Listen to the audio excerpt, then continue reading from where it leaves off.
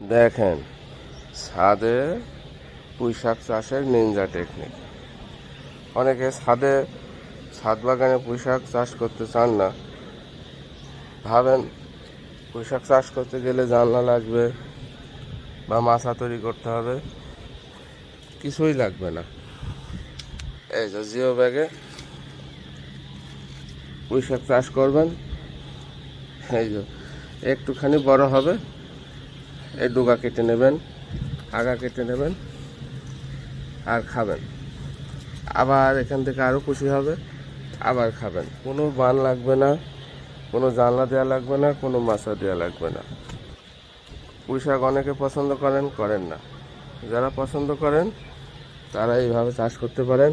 ছাদ বাগানে চাষ করেন, পুঁইশাক নিয়মিত খান। শুধু এই আগা কাটবেন, নরম নরম কচি কচি আগা, খেতে খুব সুস্বাদু। বেশি বড় দরকার নেই, তবে যারা চাষ করবেন এই ছোট্ট একটু আগা হলেই কেটে নেবেন আর খাবেন। আবার ওখান থেকে খুশি হবে, আবার খাবেন।